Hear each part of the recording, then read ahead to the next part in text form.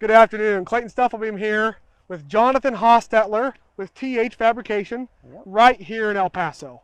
Wish we would have met you a while back. We would have done some of this stuff in our plot today a little bit different several weeks ago.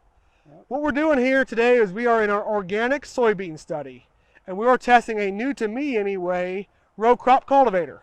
This is based off of a Lilliston cultivator based out of Texas, correct? Yeah, I believe so. Yep. Based out of Texas, which is the design here of these spider wheels that are making contact with the soil and therefore pulling out the weeds as we go through the row. But the biggest advantage here of Jonathan's cultivator versus the Lilliston from here to here is TH Fabrication's design. Tell me a little bit about your design.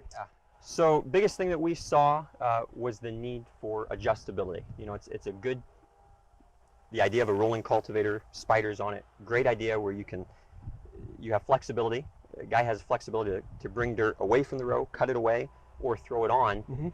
But a lot of times just because timing, because of just the effort of changing all of that, whether it's using a wrench or you know, grabbing these gangs and switching them, we didn't want to have to do that. And so we wanted to come up with a way to adjust these spider gangs in a way that was fast, yep, and user friendly. And so we have a swing arm on here, you know, that you can change the orientation. You take your pin out here. Yep. And then you can change the orientation of these spiders, and then obviously adjust the pitch or the angle of the spiders to suit your need. You know, that you can be more aggressive, less aggressive. It gives guys freedom. You know, every situation is a little bit different. You can throw row shields on here where you could be more aggressive, but yet still not hurt the crop. Which we kind of needed today, because yeah, we did a little bit. Our beans are at the V4 growth stage, and we would have liked to have been out here a little bit sooner.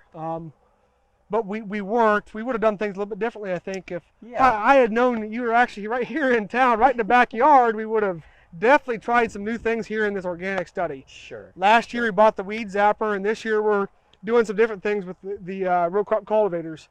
What I like about this unit versus like my John Deere 6-row is I can run 5 mile an hour plus out here. Yeah. And with my John Deere, we're talking 1.5, 2 mile an hour, and that makes for a pretty long day. So when I can cover acres, you know, if I got an organic farm and I do have a fair amount of acres to cover, this might have an advantage. Yeah. One thing I was concerned about when we first picked it up, I did not think that this would actually have the ability to get the weeds out of the ground. And it really impresses me that not having a sweep on this unit, we still got pretty well 90%, easily 90%. Yeah, volunteer corn.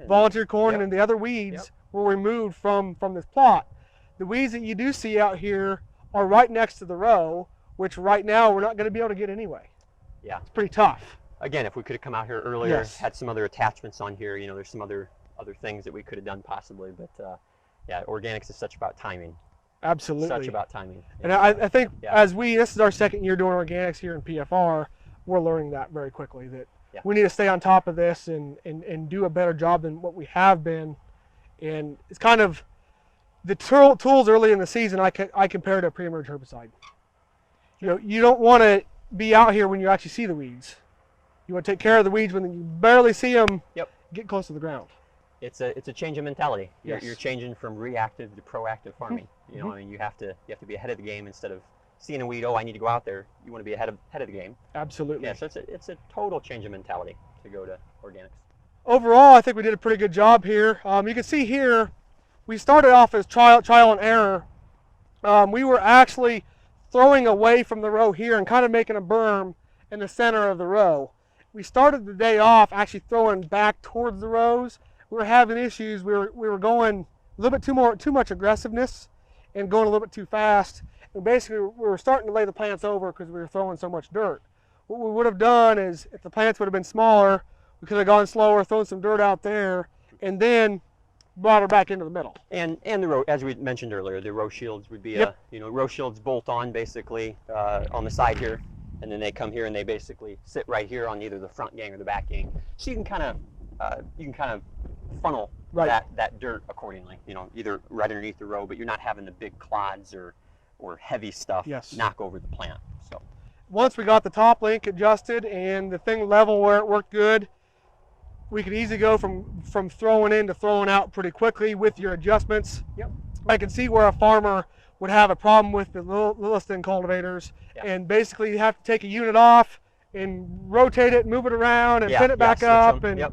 take you half a day to do something like that. So you started your company about a year ago, and I've never been around a rolling row crop cultivator before. Sure. This is day one for me. Yep. So it was a learning process for me from the start of hooking this thing up to right now. Being in your year number one is being in this company or owning the company, and being in the organic world, which is constantly changing right now. Do you see changes with this unit in the future? Yeah, I mean, I think the basic unit will stay the same. I think we have, because it's a proven concept, right? I mean, Sure. The basic idea of using spiders to move dirt in and out is a fairly proven concept. I mean, it's a lot of guys use it, a lot of guys like it. What I see changing are additional add-ons to maybe take care of some of the things that we even saw out here, yes, right? yeah. We might see a few extra weeds within the row. Those are always the hard ones to get. So are there things that we can add to a cultivator like this to, to take care of those? Now, some of that will be maybe earlier in the season than what we did right now, and that's why we have this 4x2 here. We're coming up with a universal attachment where we can, add things like cutaway discs or finger weeders out the back, or there's so many ideas. And so we don't want to dictate necessarily, hey, Right. use this. We're just trying to come up with options for guys, trying to listen to ideas, and that's part of the fun is putting them on there, testing them, and working that way, collaborating with the guys to get to a good product. We've learned from each other So, today. I yeah. mean, you've come up with ideas to take past today, I think, and absolutely. take home. And Every time we run it. one of the things you've mentioned too with a regular row crop cultivator is slabbing. Yeah. And you mentioned putting a shank up front. You might still slab with that, but then you break your clods with this. Yeah, from what I've seen, it's a common practice to run, because depending on how wide you're able to run these, you'll have a little bit of space in there, where it's common practice to run a sweep, shank with a sweep, Right. on the back. And so later this summer we'll be trying a couple of different things with this. Running that shank up front to eliminate that idea. We've also got a lot of other ideas on how to help with some of the terrain issues. Which we ran into a little some bit here different today. pivots. Yeah, we did at times, just because of maybe your top point on the 3-point being a little bit off or whatnot. So a lot of things and a lot of ideas you have to test, and we're always learning.